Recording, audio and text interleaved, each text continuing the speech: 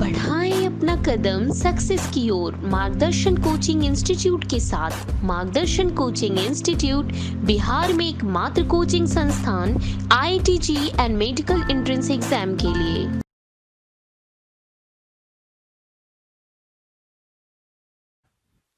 Dear student of class 12, हम लोग vector chapter start करने जा रहे हैं। ठीक है, तो आपसे अगर आप पूछे कि वेक्टर क्या होता है तो वो बेसिक डेफिनेशंस आपको पहले से पता है। एक ऐसा क्वांटिटी जिसके पास मैग्नीट्यूड भी होता है और डायरेक्शन भी होता है, उसको क्या बोलते हैं? वेक्टर। और सिर्फ अगर मैग्नीट्यूड होता है, डायरेक्शन अगर एब्सेंट होता है, तो उस फिजिकल क्वांटिटी को स्केलर क्वांटिटी कहते हैं। ठीक है, तो हम लोग अपना क्लास स्टार्ट कर रहे हैं जिसमें हम लोग बात करेंगे वेक्टर्स का। वेक्टर, तो सबसे पहले डेफिनेशन आ रहा है, a quantity having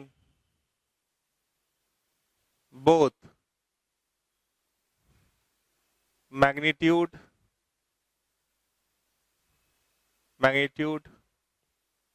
as and direction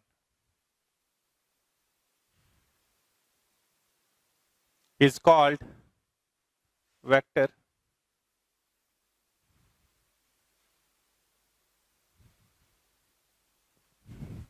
और स्केलर किसको बोलते हैं? A quantity having magnitude only is called scalar. Example में आप पढ़े थे डिस्टेंस, ठीक है, स्पीड, ये सब कॉमन नाम आप सुने हैं। अगर इसका एग्जाम्पल बोले तो, सिमिलरली अगर बोले तो डिस्प्लेसमेंट, वेलोसिटी एटसेट्रा बोल सकते हैं। स्केलर, ठीक है, तो हम लोग को पढ़ना है बेसिकली वेक्टर के बारे में। तो वेक्टर, इसको रोक रहे हैं और देख रहे हैं, मान लीजिए वेक्टर को कुछ लोग और डायरेक्टेड लाइन सेगमेंट से भी जानते हैं। और डायरेक्टेड लाइन सेगमेंट मान लीजिए कि ये एक लाइन सेगमेंट है, ये एक लाइन है L, यहाँ पे एक पॉइंट है A, यहाँ है B, तो ये जो डायरेक्टेड लाइन सेगमेंट AB दिख रहा है, तो इसको कैपिटल लेटर से इस वेक्टर को हम लिख सकते हैं कैसे? AB और ऊपर एक एरो लगा सकते ऐसे।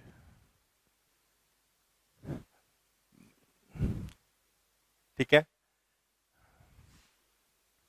वी में use,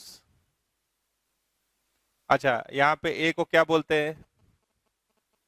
A is initial point, ठीक है, इनिशियल पॉइंट यहाँ इनिशियलाइज हुआ। और B is terminal point,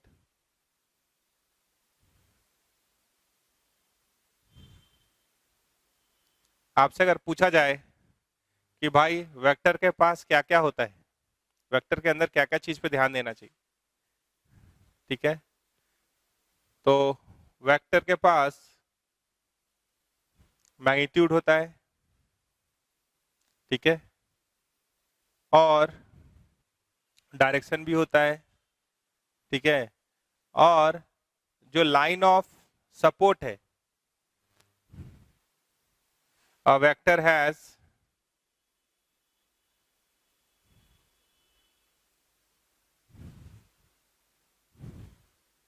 magnitude,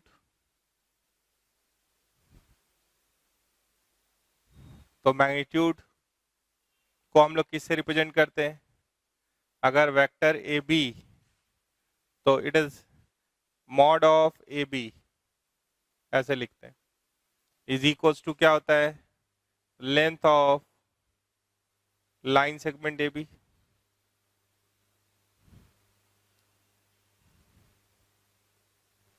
A B का लेंथ,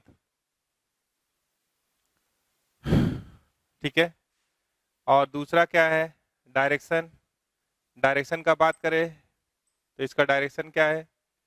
ये स्टार्ट हो रहा है ए से, इस पे एक मूवमेंट हो रहा है, डायरेक्शन क्या है? ए टू बी। अगर बी टू ए बोलिएगा तो डिफरेंट हो जाएगा। अच्छा, एक लाइन ऑफ सपोर्ट है या लाइन ऑफ एक्शन है, लाइन ऑफ सपोर्ट कौन है? एल। इसके अलोंग है वो मूवमेंट, लाइन एल के अलोंग मूवमेंट है, तो लाइन ऑफ सपोर्ट क्या है? एल। तो अगर मान लीजिए इसके पैरेलल एक लाइन और ले लें, ऐसा ही एक लाइन और ले लें, तो यहाँ पे हम अगर ए बी का बात करें और बी ए का बात करें, बी इधर लिख दिए और ए इधर लिख दिए, ये पैरेलल है, ये भी एल है, ये पैरेलल लाइन ले लिए, तो लाइन ऑफ सपोर्ट पैरेलल है। अगर ये ए बी और बी ए में क्या रिश्ता होगा? तो they are having the same magnitude, but ये क्या हो गया? या ये सब कुछ अगर ऐसे ही रहता, सिर्फ डायरेक्शन को अगर उल्टा कर देते, मान लीजिए इसी को हम कॉपी कर लेते, ए यहीं है और बी यहीं है, और अगर हम बी ए का बात करते तो ऐसे कर सकते थे, तो सब कुछ सेम है।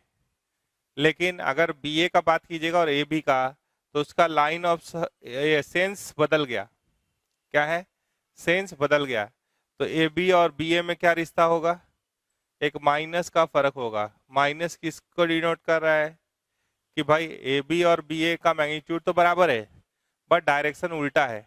एक ले गया ए टू बी पे और दूसरा ले गया बी टू ए पे, ठीक है। तो वेक्टर यूजुअली क्या होता है? एक डायरेक्टेड लाइन सेगमेंट होता है। इनिशियल पॉइंट आपको दिखाई दे रहा है, फाइनल पॉइंट दिखाई दे रहा है, टर्मिनल पॉइंट दिखाई दे रहा है, मैग्नीट्यूड का बात होगा, डायरेक्शन का बात होगा, और एक लाइन ऑफ सपोर्ट या लाइन ऑफ एक्शन का बात होगा, किस लाइन के अलोंग, ठीक है। तो कुछ चीज वेक्टर में भी कुछ वेक्टर्स फ्री वेक्टर्स कहलाता है और कुछ लोकलाइज्ड वेक्टर कहलाता है।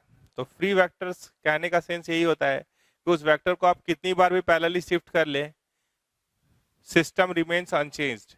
जो सिस्टम है जिसपे वो आप कैलकुलेशंस कर रहे हैं वो अनचेंज्ड है after parallel shifting of vector. कितनी बार भी पैरेलली शिफ्ट कर लीजिए स्पेस में, उससे सिस्टम पे फर्क नहीं आएगा। तो उस टाइप के वेक्टर को बोलते हैं फ्री वेक्टर। जैसे कि वेलोसिटी, तो आप अगर बोले कि इस लाइन ऑफ सपोर्ट के अलोंग लग रहा है, अब इसके पैरेलल ड्रॉ कर लिए और उसके अलोंग भी लगाइएगा, वो अगर जितना मूवमेंट करने के लिए बोल रहा है तो कैलकुलेशंस में उससे कुछ फर्क नहीं पड़ता है। क्या बोल रहे हैं? Free vectors. फ्री वेक्टर्स एक लाइन समझिए पहले, फिर एग्जांपल पे आते हैं। फ्री वेक्टर्स वो वेक्टर्स होता है जिसको आप पैरेलली कितनी बार भी उसके पैरेलली कितनी बार भी शिफ्ट कर लीजिए, without changing its magnitude it remains unchanged, वो सेम ही वेक्टर रहेगा। और दूसरा होता है लोकलाइज्ड वेक्टर। लोकलाइज्ड वेक्टर होता है कि आप अगर उसको पैरेलली शिफ्ट किए तो उसका असर सिस्टम पे अलग अलग होता है। जैसे कि फोर्स, अगर बॉडी पे यहाँ लगाए, बीच में लगाए, तो ये मान लीजिए ऐसे मूव कर रहा है, पता चला यहाँ वो फोर्स को लगा दे तो ये टर्न करने लगा, पता चला। यहाँ एक अगर यहाँ से यहाँ पे फोर्स लगाए तो पहले पता चला कि मूवमेंट का तरीका बदल गया, पहले पता चला स्लाइड ही करने लगा। एक वो यहाँ बीच में लगाए तो ये ऐसे मूव कर रहा है। तो लाइन ऑफ एक्शन बदलने से फोर्स वाले पार्ट पे फर्क आ जाता है। तो उसको लोकलाइज वेक्टर कहते हैं। तो हम लोग ज़्यादातर बात, ठीक है, फ्री वेक्टर्स के अलोंग करना चाहते हैं। तो फ्री वेक्टर्स का क्या डेफिनेशन हुआ कि it remains unchanged after parallel shifting, ठीक है, वो पैरेलल शिफ्टिंग के बाद भी वैसे ही रहता है। तो वेक्टर को एक और तरीके से देखते हैं हम लोग, क्या बोल सकते हैं, ट्रांसलेशन के सहारे या स्लाइडिंग मोशन के सहारे।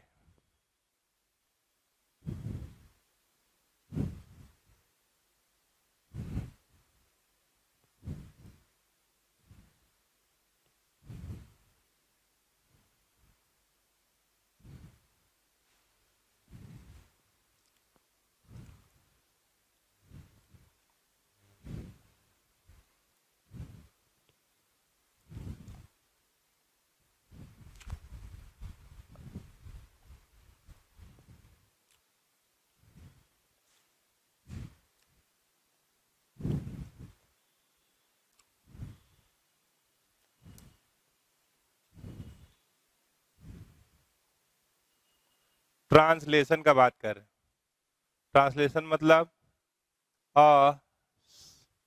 स्लाइडिंग मूवमेंट,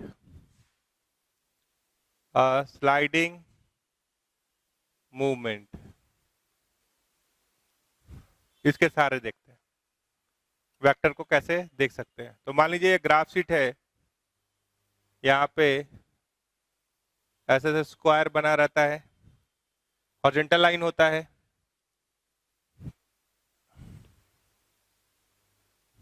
फिर वर्टिकल लाइन होता है,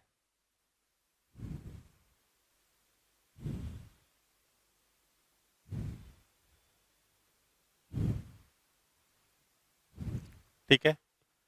तो अगर आप मूव करते हैं कहीं से कहीं, जैसे ट्रांसलेशन का मतलब क्या है, इधर कहीं एक्स एक्सिस है, इधर कहीं वाई एक्सिस, कहीं पे है और बनाना है और बना लीजिए, सॉरी यही ग्राफ शीट होता तो हम लोग को इतना कष्ट नहीं था।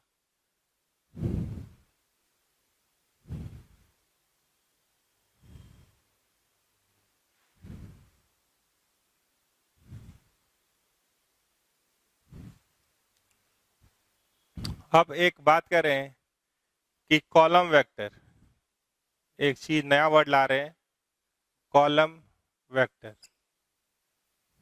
मान लीजिए ए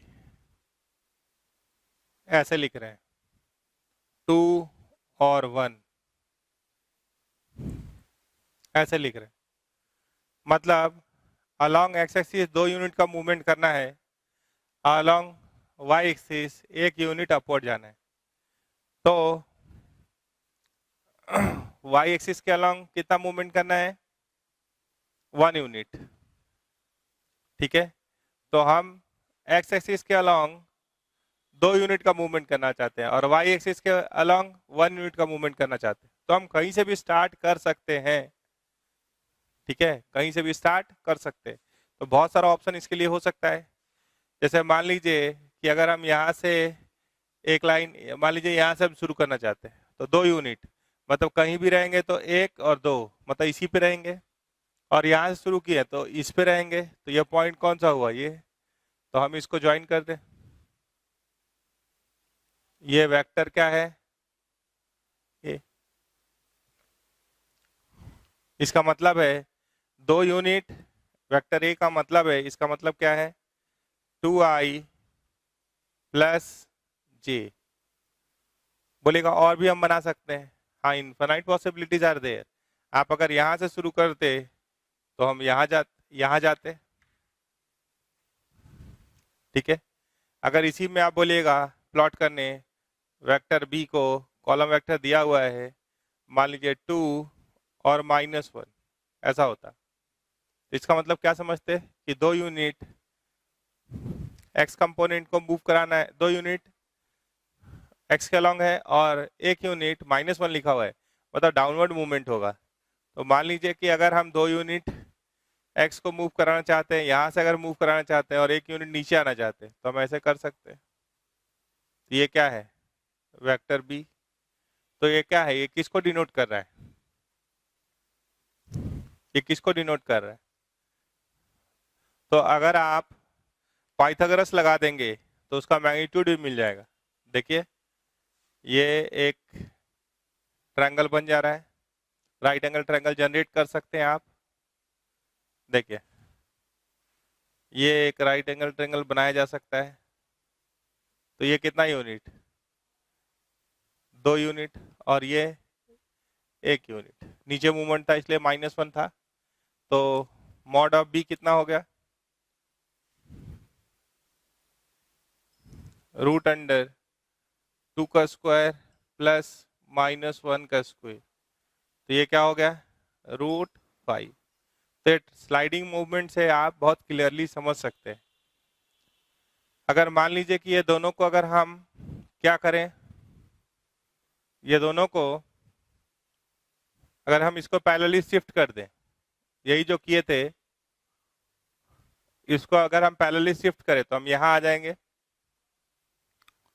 तो अब आपसे पूछा जाए कि a प्लस बी क्या होगा, तो a क्या था? 2i प्लस j था। b क्या था? 2i माइनस j था। तो a प्लस बी अगर करना चाहे तो क्या आ रहा है? 4i। तो जरा सा आप उसको पैरेलली शिफ्ट कर दीजिए। ये जो कॉलम वेक्टर है, ये फ्री वेक्टर्स है, उसको हम पैरेलली शिफ्ट कर सकते हैं। तो अगर हम इसको पैरेलली शिफ्ट कर दें तो ये भी बना सकते थे, उसको पैरेलली शिफ्ट कर रहे, देखिएगा। तो आप ट्रायंगल लॉ भी देख सकते हैं।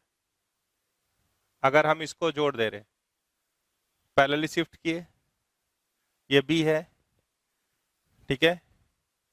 आप बोलिएगा हम पैरेलली और शिफ्ट करना चाहते, हम यहां ले जाना चाहते, ठीक है। तो a प्लस बी अगर ऐसे देख रहे हैं, पहले इसी को देख लीजिए, ठीक है।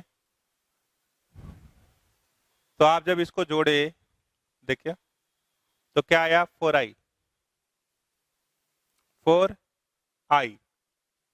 तो यानी ये दोनों को जोड़िएगा अगर आप, तो आप कहां जाइएगा?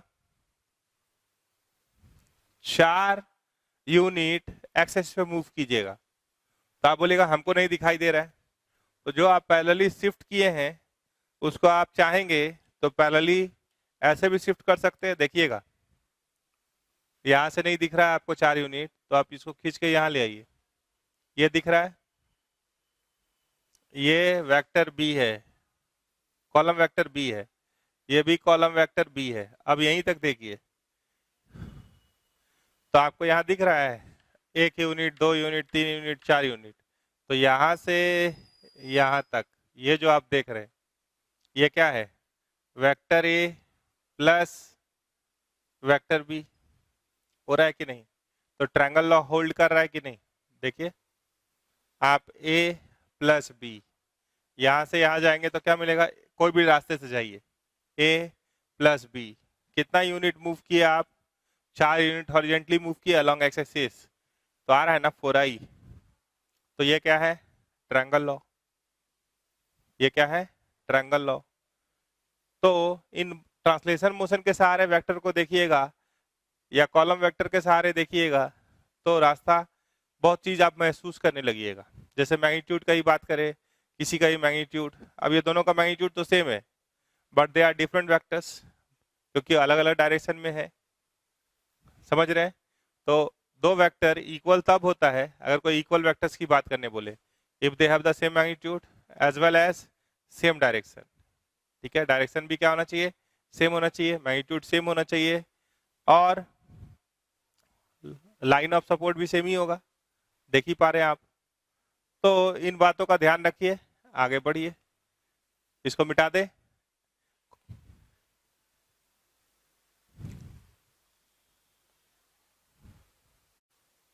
आप थोड़ा सा देखिए, पोजीशन वेक्टर का बात कर रहे हैं।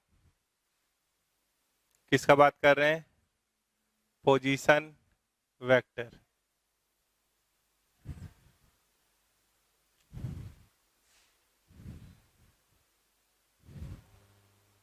मान लीजिए ये एक्स एक्सिस है, ये वाई एक्सिस है और ये जेड एक्सिस। ठीक है, ऐसे जो बनाते हैं आप एक्स एक्सिस वाई एक्सिस और ये जेड एक्सिस, तो यहाँ तो बना नहीं सकते तो इसको ऐसे लिख दिए। तो यहाँ पे कोई पॉइंट है, मान लीजिए यहाँ पे पॉइंट है कोई x1 y1 z1, मतलब ये ऐसे ऊपर है, तो ये ऑरिजिन है, तो आप इसको ज्वाइन कर रहे हैं, तो ये क्या कहला रहा है, ओ ए। तो अगर ओ ए का बात कीजिएगा तो उसका एक्स कोऑर्डिनेट कितना है, x1, ऑरिजिन से ज्वाइन किए हैं, तो ओ ए का पोजीशन वेक्टर कैसे लिखाएगा, x1i plus y1j plus z1k। ठीक है, तो ये कोई वेक्टर है, इसको स्मॉल में भी लिख सकते हैं, स्मॉल ए बोल दिए, ऊपर एक एरो लगा दिए, तो ओ ए का नाम स्मॉल ए दे सकते हैं आप। तो ये लिखाया x1i plus y1j plus z1k। अगर इसके मॉड का बात होगा, मॉड ऑफ वेक्टर ए, तो ये होता है root under x1 square plus y1 square plus z1 square. अगर ओ ए का बात कर रहे हैं तो ये होता है डिस्टेंस फ्रॉम ऑरिजिन। अगर ओ ए का मॉड का बात कर रहे हैं तो वो क्या होता है, डिस्टेंस फ्रॉम ऑरिजिन, या length of this is equals to length of line segment, length of line segment O A. कौन सा लाइन सेगमेंट, ओ ए। ठीक है, तो x1 y1 z1 जो दिख रहा है इसको बोलते हैं direction ratio, direction ratios of A. इसको क्या बोलते हैं, डायरेक्शन रेशियोज ऑफ ए। तो अगर आप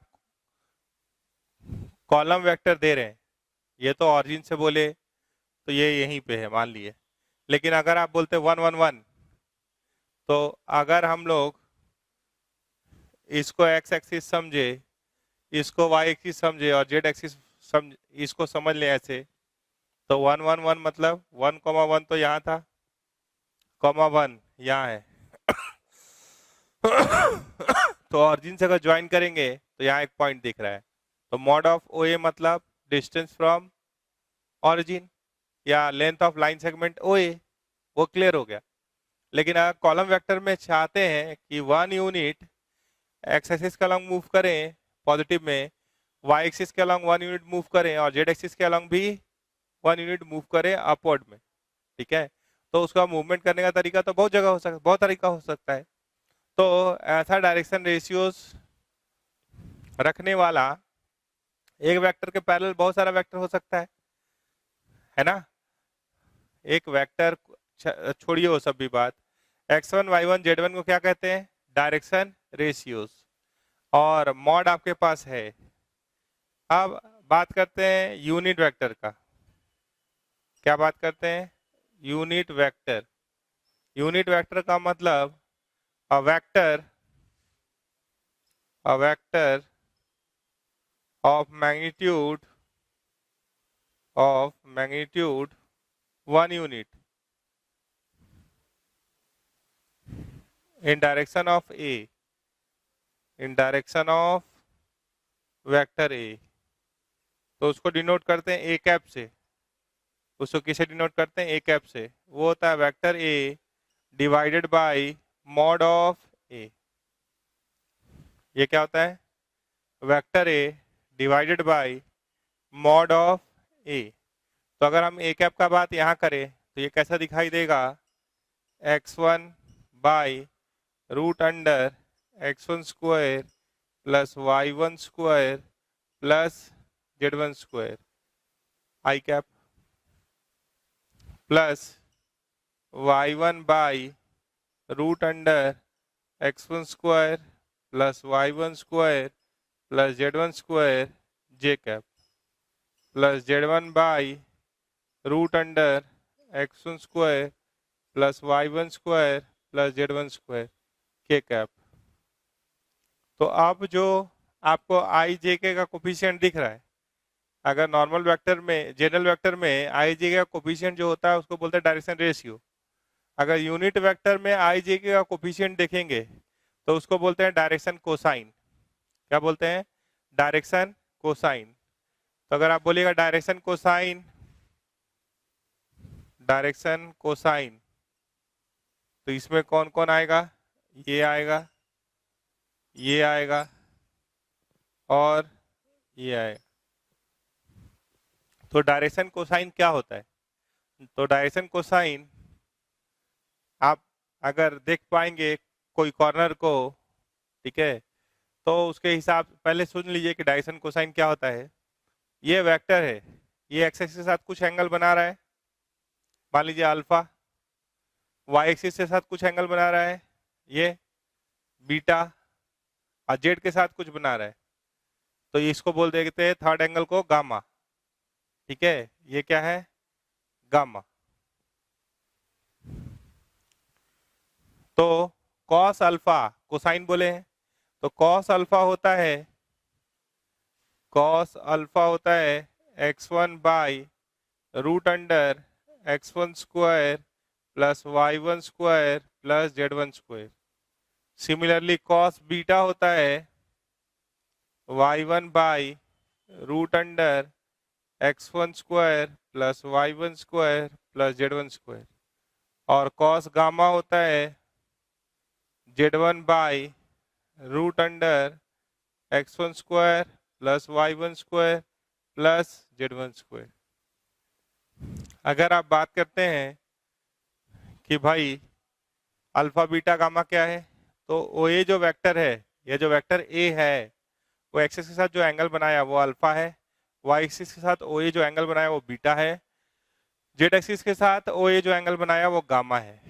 ठीक है, तो वो कैसे निकाल सकते हैं एंगल के बारे में इंफॉर्मेशन? इसका सिंबल भी यूज होता है, इसका सिंबल एल बोलते हैं, इसको एम बोलते हैं और इसको एन बोलते हैं।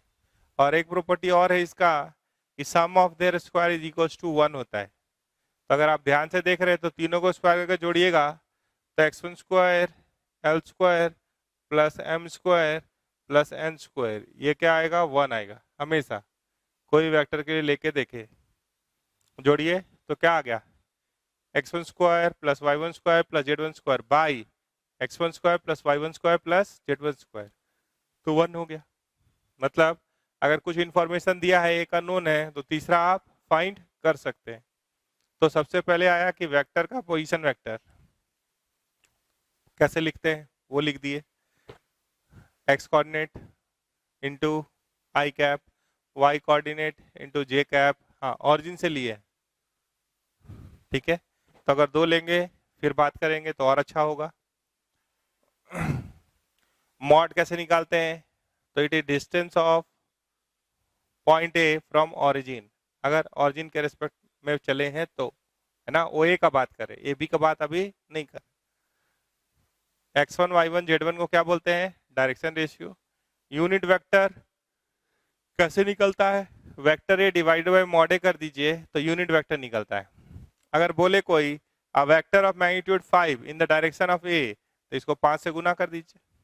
अ वेक्टर ऑफ एक, तो आंसर क्या होगा? 5 ए कैप या माइनस 5 ए कैप। तो प्लस माइनस 5 से अगर गुना कर दीजिएगा। हाँ, प्योर अगर बात कर रहे हैं कि भाई ए का ही डायरेक्शन होना चाहिए, एंटी पैरेलल भी नहीं चलेगा। सेम एग्जैक्टली सवाल क्या है? A vector of magnitude 5 unit in the direction of A, क्या होगा? 5 ए कैप, ऐसे लिख देंगे। तो ऐसे अगर चलिएगा तो आप तुरंत आंसर पे पहुंच जाइएगा। अब हम लोग आगे बढ़ेंगे, इसको मिटाएंगे।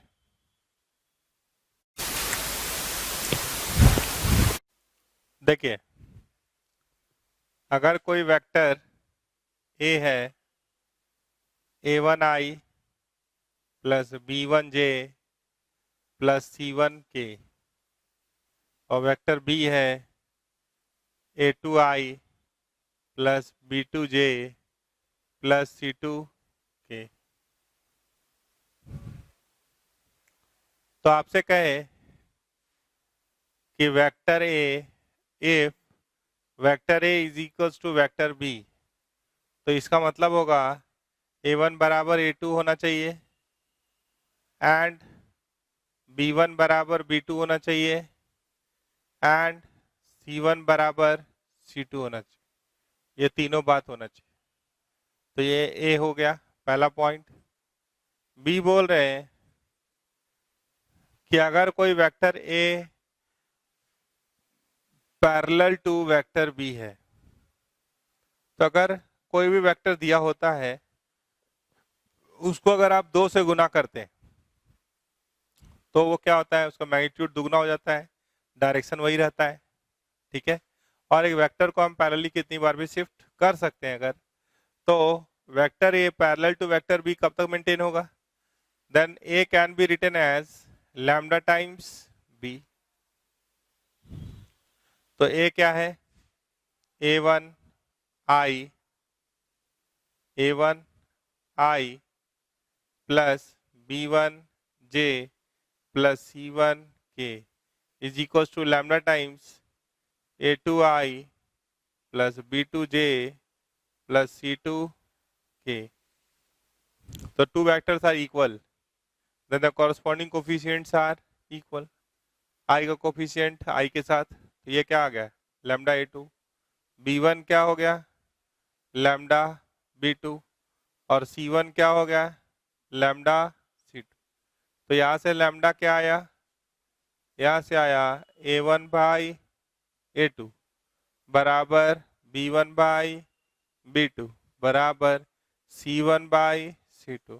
तो अगर ये प्रोपोर्शनल है तो हम पैरेलल वेक्टर समझ सकते हैं। ठीक है, तो पैरेलल वेक्टर के लिए क्या कांस्टेंट है, पैरेलल वेक्टर के लिए कांस्टेंट एक लेके हम लोग चल सकते हैं कि one of them can be written as lambda times other, where lambda is some scalar, lambda is some scalar, ये कोई स्केलर क्वांटिटी होगा other than 0, lambda not equals to 0, lambda 0 नहीं हो सकता। ठीक है, तो ऐसे चलेंगे। तो पैरेलल वेक्टर का जब आप स्ट्रेट लाइन पढ़ेंगे आगे, ठीक है, तो इसका बहुत बड़ा रोल होगा।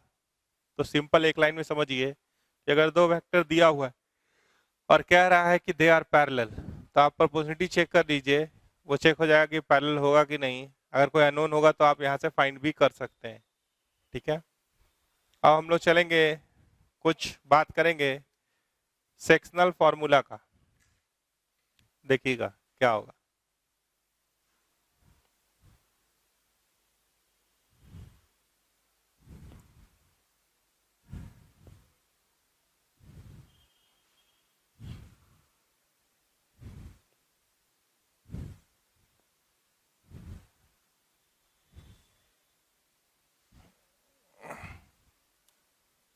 क्या बात कर रहे हैं, सेक्शनल फॉर्मूला।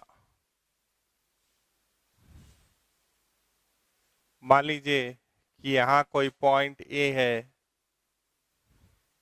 यहाँ कोई पॉइंट बी है, कहीं पे ओरिजिन है,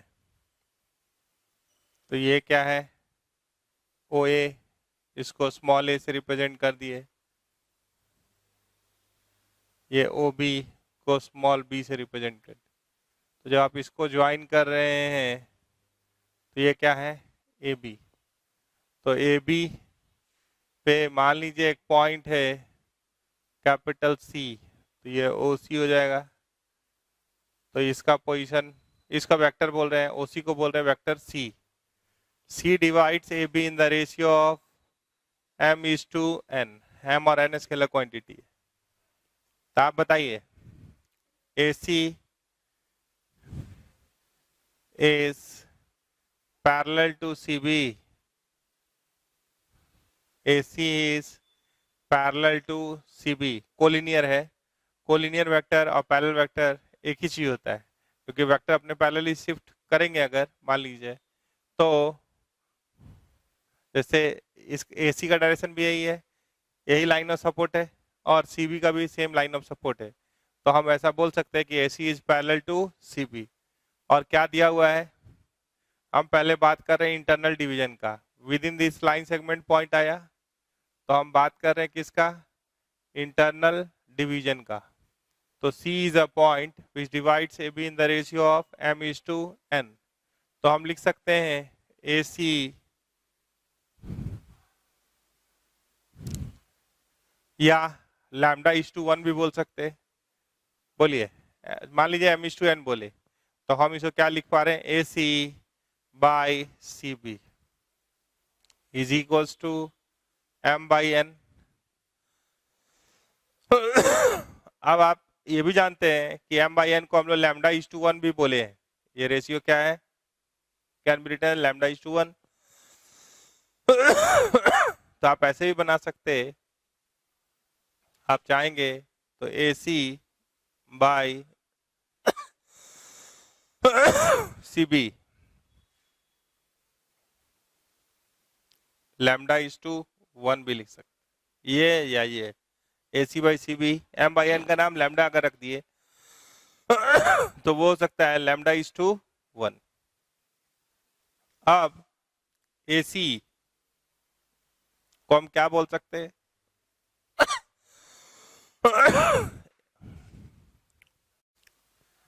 तो AC को क्या लिख सकते हैं, A इनिशियल पॉइंट है और C फाइनल पॉइंट है, तो AC can be written as OC minus OA, position vector of final minus position vector of initial. और CB को क्या लिख सकते, OB माइनस OC, तो ये क्या हो गया, लैम्डा। तो आप इसको क्रॉस मल्टीप्लाई कर सकते हैं, तो OC का नाम स्मॉल c रख दिए, small a lambda times small b minus OC का नाम वेक्टर c रख दिए। तो C फाइंड करना है, तो एक साइड ले आइए, तो C इधर क्या हो गया, 1 प्लस लैम्डा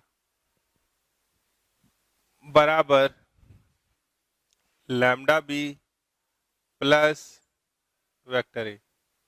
तो C क्या हो गया, lambda B plus vector A by lambda plus 1। तो देखिए क्रॉस मल्टीप्लाई हुआ, lambda times vector B 1 times vector A by lambda plus 1 internal division में। अगर लैम्डा की जगह पे m lambda is equal to M/n लिख देते तो ये क्या हो जाता, M/n b plus vector A by M/n plus 1। तो this can be written as vector C can be written as MB plus NA by M plus N। ठीक है, यहीं से एक चीज और देख लीजिए कि वेक्टर C है, ये M by M plus N times vector B N by M plus N times vector A।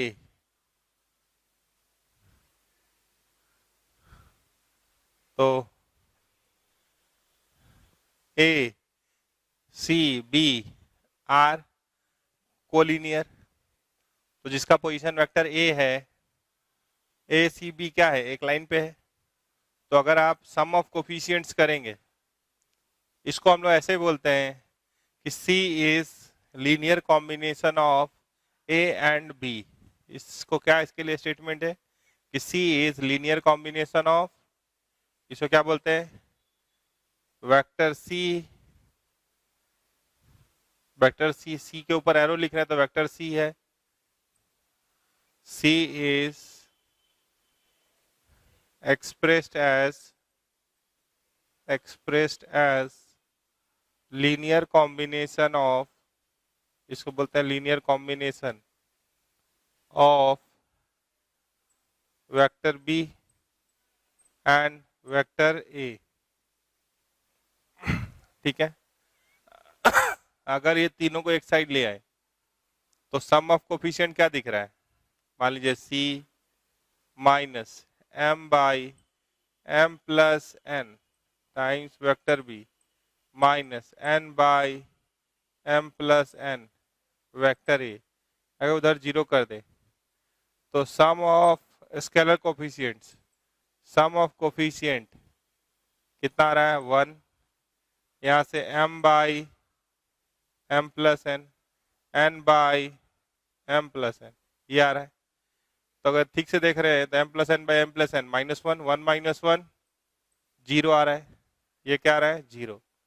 तो ये तीनों पॉइंट क्या है, कोलिनियर है, ठीक है। ये तीनों पॉइंट क्या है, कोलिनियर है।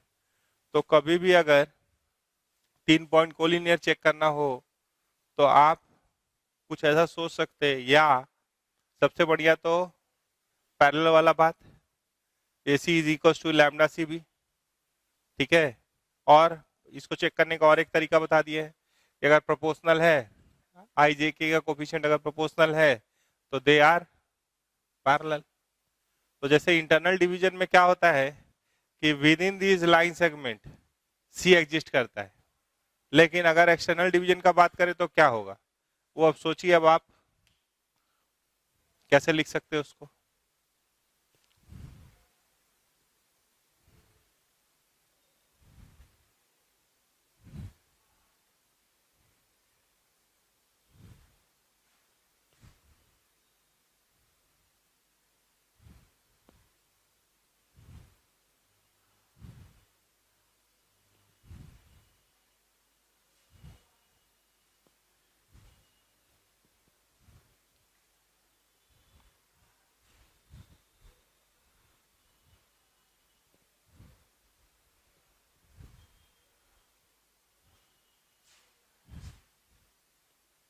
देखिए एक्सटर्नल डिवीजन, एक्सटर्नल डिवीजन का मतलब होता है कि within this line segment नहीं होगा, वो बाहर होगा। तो हम कहीं ए यहाँ मान लिए, बी यहाँ मान लिए, ये मान लीजिए सी बाहर है, C divides A B externally in the ratio of m is to n, ऐसा दिया है।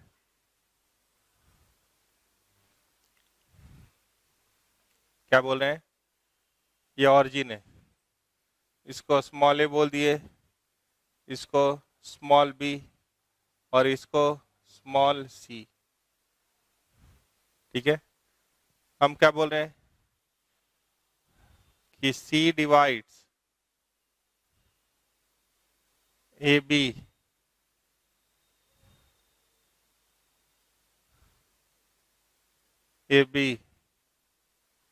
एक्सटर्नली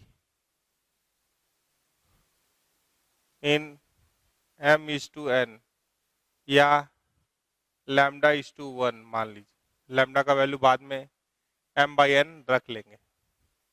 तो C डिवाइड्स ए बी मतलब AC by BC, direction same रहने दीजिए, इज इक्वल टू लैम्डा लिख सकते हैं। AC बताइए ना, AC is parallel to AB, AC is parallel to, ऐसे बोल सकते हैं ना कि AC is parallel to BC, तो ऐसे लिख सकते हैं ना, दिख भी रहा है डायग्राम से। और दिया है कि C डिवाइड्स मतलब C से A का दूरी, अगर उल्टा लिखना है तो CA बाई सी भी लिखिएगा, लेकिन एक तरफ ऐसे और एक तरफ चेंज करके नहीं लिखेंगे। तो AC को क्या लिख सकते हैं अब, OC माइनस OA, और इसको क्या लिख सकते हैं, OC माइनस OB बराबर लैम्डा। तो इसका स्मॉल c लिख देते हैं, इसका small a, lambda times OC मतलब स्मॉल c, OB मतलब स्मॉल b। तो c निकालना है, इसको इधर भेज दीजिए या उसको उधर कर दीजिए। तो मान लीजिए अगर उधर ही भेज दिए तो lambda -1 into vector C is equals to lambda B minus A. तो सी बराबर क्या होगा, lambda B minus A by lambda minus 1। अगर lambda is equals to M by N डाल दिएगा,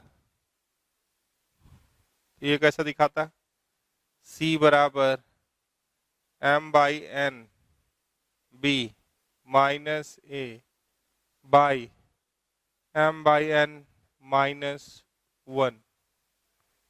तो ये क्या हो गया, M B minus N A by M minus N.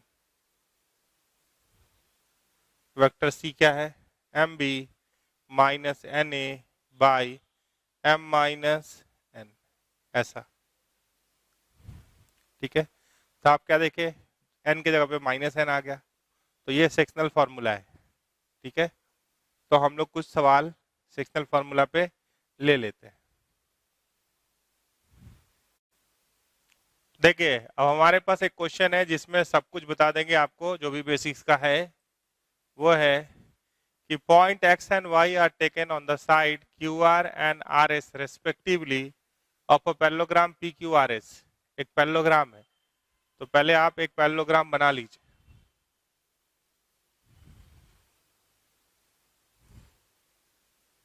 एक पैरेललोग्राम बना लिए, थोड़ा सा इसको और स्लैंट करना है तो स्लैंट कर दीजिए। ठीक है, ये क्या है, P, ये Q, ये R और ये S। पैरेललोग्राम जैसे लग रहा है, हाँ लग रहा है। अब कुछ कुछ डाटा दिया है इसके बारे में। कह रहा है कि x and y are point on QR।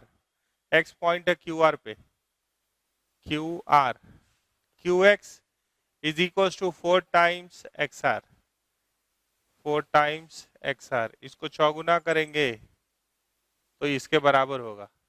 ठीक है, तो ये रेशियो क्या हो गया,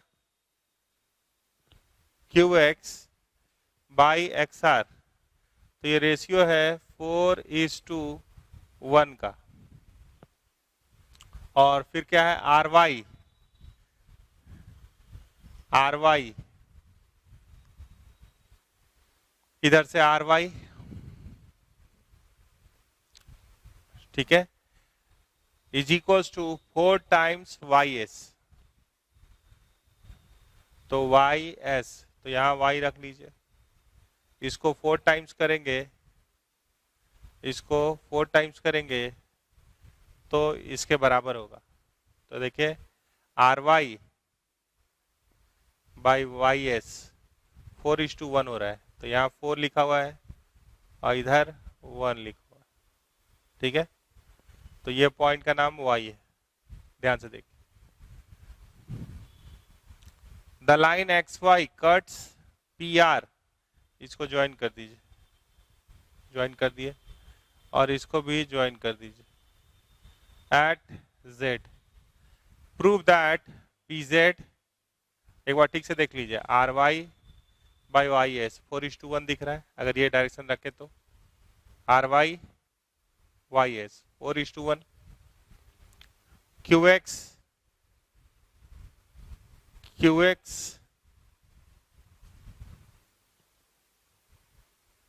by XR 4:1। RY by YS 4:1। ठीक है, तो हम लोग क्या करते हैं, सुटेबल सिलेक्शन ऑफ ऑरिजिन कर लेते हैं। कोई चीज बार बार सुनाई दे रहा है, जो सबसे ज्यादा बार जैसे देख रहे हैं, क्या लाना है, किसी एक पॉइंट को ऑरिजिन मान लेते हैं, और जो रिपीटेड नंबर ऑफ टाइम्स कोई पॉइंट अगर यूज करना है, 1 मिनट के लिए ऐसे समझिए कि एज्यूम P एज ऑरिजिन, इसको ऑरिजिन अगर बोल देते हैं तो क्या क्या बात हो सकता है, ध्यान से देखिएगा। हमको फाइंड करना है PZ by PR, PZ by PR।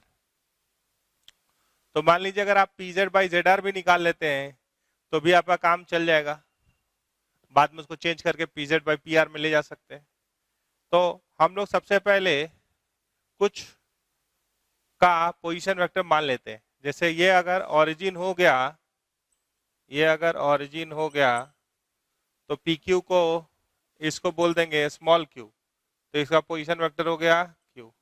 ये क्या है, ये ओरिजिन अगर हो गया तो ये वेक्टर और क्यू का पोजीशन वेक्टर एक ही चीज होता है। ये अगर ओ एस है, मान लीजिए पी एस है, ये अगर ओरिजिन है तो अगर हम इसको वेक्टर एस बोल रहे तो इसका पोजीशन वेक्टर भी एस हो गया। आप जानते हैं कि इसको पैरेलली शिफ्ट कर सकते हैं।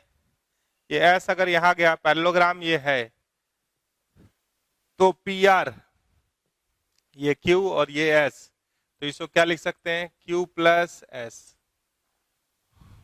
ठीक है, तो अब एक पॉइंट आपके पास आ गया है।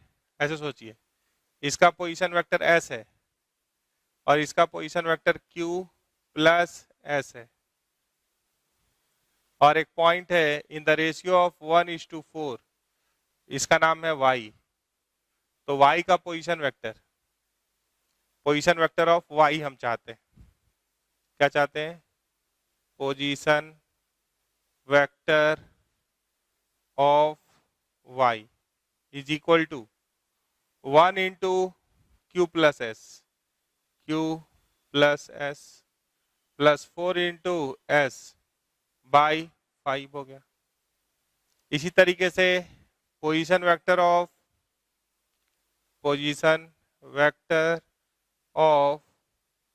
x चाहते हैं, तो उसको देखिए, ये 4 इधर से इंटू होगा तो ये क्या आएगा, ये सिंप्लीफाई होके क्या हो गया, q प्लस 5s बाई 5, ऐसा आ गया। आप पोजीशन वेक्टर ऑफ x चाहते हैं, तो ये रेशियो है 4:1, तो ये क्या होगा, 4 into Q plus S 1 into Q by 5, तो ये हो गया 5q प्लस 4s बाई 5। अब x का पता चल गया, y का पता चल गया। ठीक है, तो हम एज्यूम कर लेते हैं, अब बाकी को हटा के इतना कम हो गया। अब ये सब रेशियो पे नहीं ध्यान देते, ठीक है, ये सब को हटाए, हम यहां जाना चाहते हैं। तो मान लीजिए pz बाई जेड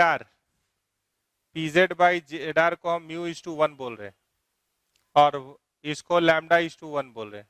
इधर से क्या एज्यूम किए हैं कि pz बाई जेड आर क्या है, μ:1 है, और yz बाई zx क्या एज्यूम किए हैं, λ:1। तो दोनों से तो पोजीशन वेक्टर ऑफ z ही निकलेगा, तो हम पोजीशन वेक्टर ऑफ z लिख रहे हैं, पोजीशन वेक्टर ऑफ z दोनों से। तो आप अगर ध्यान से देख पा रहे हैं तो ये दिया हुआ है, y का दिया हुआ है, y और x ठीक से लिखिए, फिर आगे चलिए। तो x का पोजीशन वेक्टर है 5q प्लस 4s बाई 5, और y का है q प्लस 5s बाई 5, और ये रेशियो क्या लिखे हैं, λ:1। तो लैम्डा से कौन इंटू होगा, एक लाइन अच्छे से लिखिए, लैम्डा इंटू 5q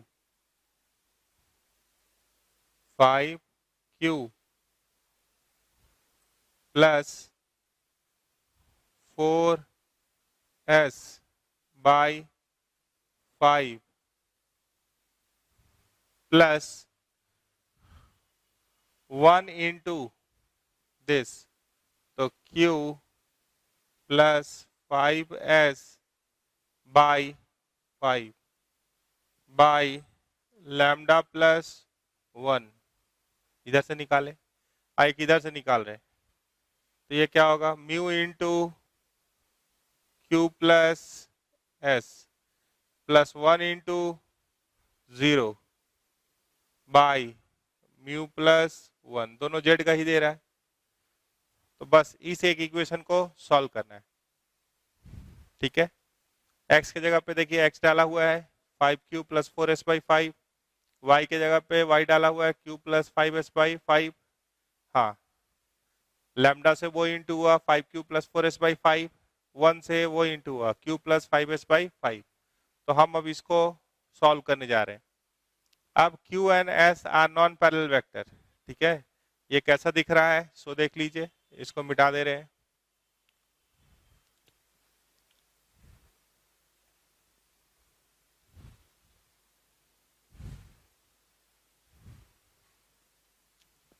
देख ये दिख रहा है हमको 5 lambda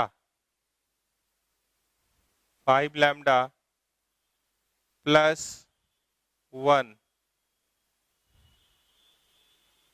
by 5 lambda plus 5 into Q, देखिए 5 lambda plus 1 by 5 lambda plus 5 into Q plus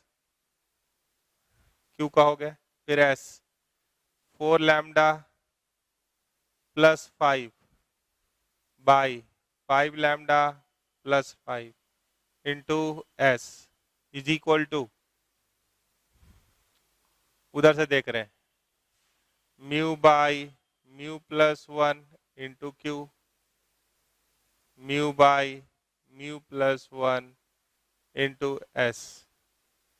तो आप जानते हैं कि Q और S पैरेलल नहीं है, और ये दोनों का सिस्टम अगर इक्वल बोल रहा है तो कॉरस्पॉन्डिंग कोफिशिएंट इक्वल होगा। ये एक नया चीज आपको बता रहा है। Q का कोफिशिएंट देखे तो क्या आ रहा है, 5 lambda plus 1 by 5 lambda plus 5 is equals to mu by mu plus 1।